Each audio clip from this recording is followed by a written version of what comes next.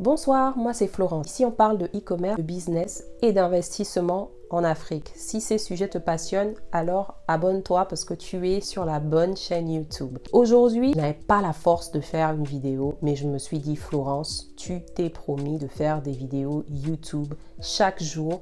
Alors même si la vidéo n'est pas parfaite, même si l'éclairage n'est pas parfait, allez, on y va, on enregistre. J'ai pris une des dernières questions que j'ai reçues sur TikTok et c'est ce dont on va discuter ce soir. Beaucoup de personnes me demandent d'entrer un peu plus dans les détails sur Alibaba. J'ai fait une première vidéo que beaucoup ont appréciée, mais certains ont encore des questions sur comment trouver le fournisseur idéal ou comment même acheter sur la plateforme. Sur Alibaba, tout se fait par messagerie. Quand vous trouvez un produit qui vous plaît, vous allez par message discuter avec le fournisseur. Dans cette vidéo, je vais prendre le cas pratique d'une gourde. Cette gourde, je vais me mouiller ici à cause de vous.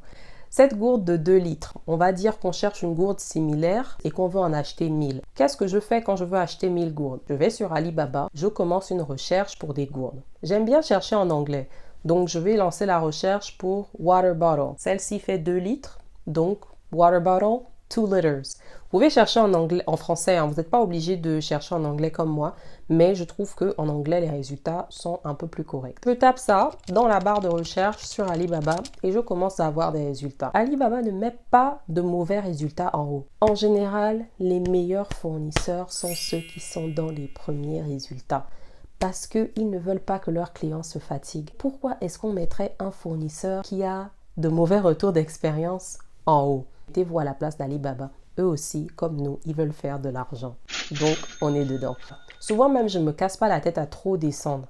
Quand j'ai tapé là, je regarde les premiers résultats et si je vois des fournisseurs vérifiés avec un bon chiffre d'affaires, c'est eux que je contacte en premier. Sauf si vraiment je recherche quelque chose de particulier, peut-être ils n'ont pas la forme que je veux ou la couleur que je veux, mais si le produit que je cherche est générique, en toute honnêteté, c'est dans les premiers résultats que je me concentre.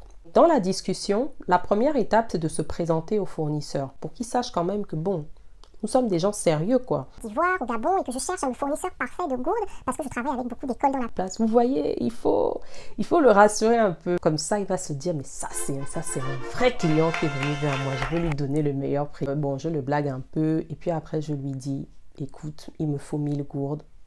Quel est ton meilleur prix pour ces 1000 gourdes? Aussi, s'assurer que c'est de la bonne qualité. Je leur demande de m'envoyer des vidéos, mais vraiment des vidéos précises quoi. En long, en large, en bas, en haut, comment ça? Je demande tout. C'est le seul moyen de se rassurer quand on fait des achats en ligne. Donc, je le fais et en général, ça ne leur pose pas de problème. Ils me font mes vidéos, ils m'envoient mes vidéos. Une fois qu'ils me confirment qu'il a la gourde que je veux, il peut m'en trouver 1000 dans les 3 jours qui vont suivre, il va sûrement me demander: est-ce que j'ai un agent? Qu'est-ce que ça veut dire quand les fournisseurs demandent est-ce que j'ai un agent? Ça veut tout simplement dire est-ce que vous avez quelqu'un qui va s'assurer de l'export de vos produits ou est-ce que nous-mêmes nous devons faire l'export? Ils demandent ça souvent pour plusieurs raisons. La première, c'est parce que la transaction est un peu plus simple pour eux quand ils n'ont pas à se soucier de l'export. Mais la deuxième raison, c'est aussi parce que souvent ils peuvent cacher des coûts additionnels dans les frais d'envoi. C'est pas vraiment honnête de leur part, mais beaucoup ont des commissions pour utiliser certaines compagnies d'envoi pour envoyer nos produits. Il est plus simple de passer par des transitaires quand on a ce type de quantité. Pourquoi? Les fournisseurs chinois pour la plupart travaillent avec FedEx. Ils vont vous dire par exemple, bon, pour 1000 gourdes avec FedEx, ça peut te coûter à peu près 700 $ avec FedEx. Pourquoi vous ne devez pas accepter ce prix spécialement si vous envoyez en Afrique? Quand je dis Afrique, je parle CEDEAO, CEMAC.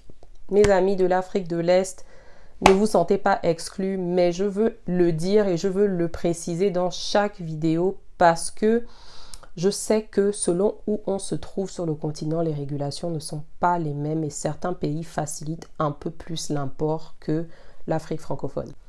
On se comprend. Du coup, si vous envoyez dans cette zone, passez par un transitaire parce qu'il va vous donner un prix au kilo qui est inclusif des frais de douane. Si le transitaire vous dit le kilo te coûte 9000 francs CFA entre la Chine et Abidjan, c'est que tu vas payer 9000 francs CFA, pas un franc de plus pour recevoir ton colis dédouané. Mon conseil, c'est de toujours demander au fournisseur, avant de valider la commande, le poids approximatif. Disons, si vos 1000 gourdes, vous êtes à peu près 400 kilos, vous savez déjà que bon, ce n'est pas par avion que je vais envoyer ces 1000 gourdes. Et je ne conseille à personne d'envoyer 1000 gourdes par avion. Vous allez plutôt lui demander maintenant le volume ou le CBM. Quel est le CBM de mon colis?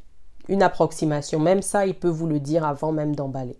Et vous lui dites spécialement d'emballer de façon stratégique. Le but n'est pas d'aller mettre une seule gourde dans un gros carton pour me faire payer plus. À peu près entre la Chine et la Côte d'Ivoire, le CBM, il tourne entre 275 et 300 000. Je fais une petite pause là parce que j'ai réalisé que je ne vous ai pas bien expliqué ce que c'est un CBM. Un CBM correspond à peu près à un fauteuil de 2 personnes. Si votre fournisseur vous dit que vos 1000 gourdes correspondent à peu près 0,8 CBM, vous allez multiplier ce chiffre par le montant de 275 000 pour savoir combien vous allez payer.